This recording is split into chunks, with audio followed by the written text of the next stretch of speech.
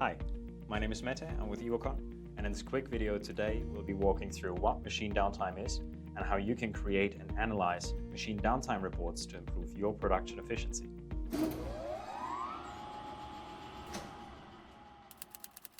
Before we jump into any analytics, let's define what machine downtime is. Machine downtime refers to the period when a machine is not operating as intended, leading to a halt in production. And this downtime can be either planned or unplanned. In case of planned downtime, it's exactly what it sounds like. It's the time you intentionally stop production, usually for important activities like routine maintenance, cleaning, changeovers, or employee breaks. Think of it like taking your car in for a scheduled oil change. It's necessary to keep everything running smoothly. Now, unplanned downtime, on the other hand, is a different beast. It's unexpected, and it can seriously mess up your production schedule. Whether it's a sudden equipment failure, material shortages, or even a power outage affecting the entire plant, these surprises cause major disruptions, which is why we need to talk about the cost of downtime. The cost of downtime does not only include the lost production time, but also the direct cost associated with the downtime, such as lost revenue that would have been earned from the products that were not produced due to the downtime, increased labor costs from workers being forced to be idle or having to work overtime once the equipment is operational again, and of course, the repair and replacement cost of the equipment that also needs to be included in the downtime cost. That being said, if we look at numbers from recent years, we can see that the cost of unplanned downtime has increased from 8% to 11% in 2022. At, let's say, 100 million euros turnover, that's a whopping 11 million euro price tag, only because of unplanned machine downtime. See, this number is a testament to why manufacturers should be accurately tracking and managing downtime. But before we go into that, let's take a moment to talk about the options you have for tracking downtime. If you're currently not tracking your downtime at all, you can try the first and simplest method that comes to mind, which is manual tracking. Just grab pen and paper or a spreadsheet. This option is usually great because it's a low-budget solution, easy to start with, and requires minimal training. However, when you take a look at the data that is required, you might realize soon that capturing all this data manually can be very time-consuming. And don't forget, you will also need to analyze it. Additionally, manually captured data is often inaccurate. So the better option for you is perhaps to start using automated tools to record and visualize your downtime, which leads us to the second option, an automated OEE software. Now, you may also ask, is there a smarter way to track downtime? When your operators are on the shop floor, your focus should be on smooth operations, not on time-consuming data entry. Which is why here at Evocon, we recommend software that automates data capture for you, allowing for real-time insights into downtime and additional key process metrics. Let me quickly show you how downtime tracking and analysis work with a solution like Evocon. That being said, welcome to Evocon's production monitoring and OEE software, which helps you capture and analyze production data automatically. Amongst other features, the software offers downtime tracking, which essentially captures how long your machines are working and how long they're not in production. When you first log into your account, you will see the dashboard view. But let me quickly jump to the shift view, which is what the operators typically use daily and where they enter their data.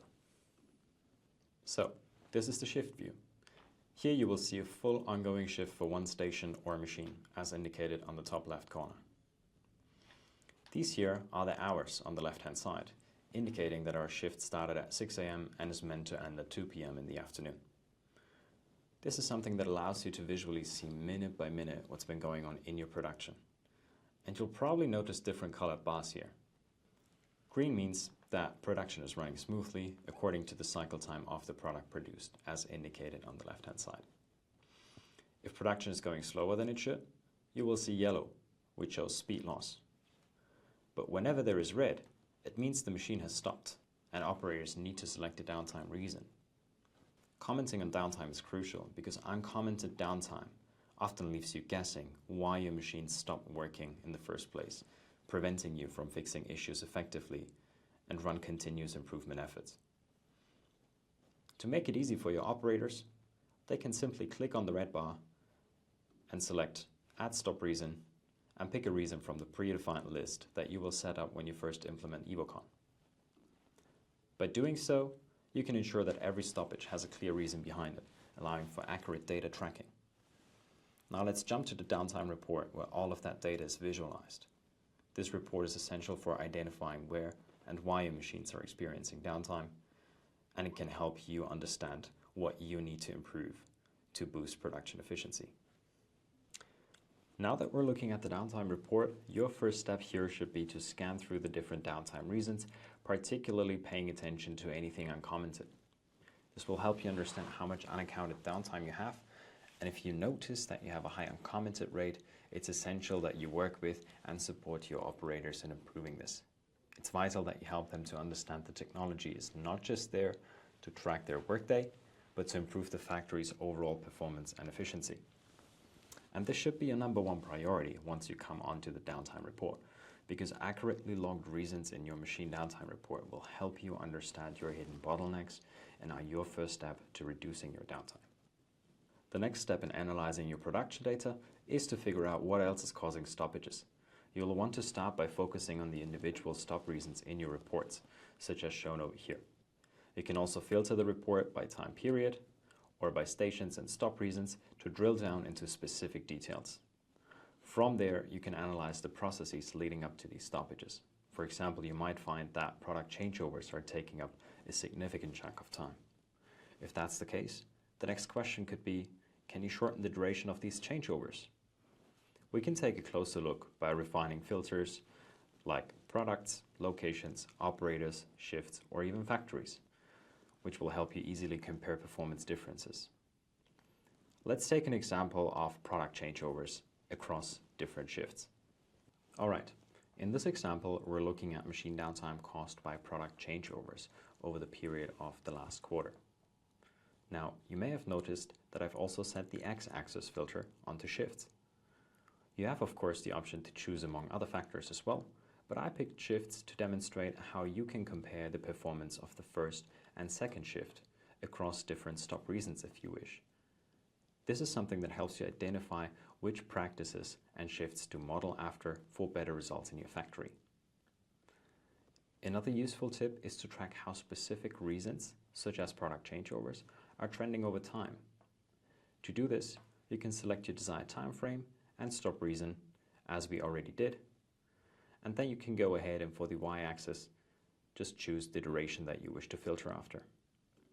I will select the week, as I want to break down how product changeovers have developed over the last quarter on a weekly basis.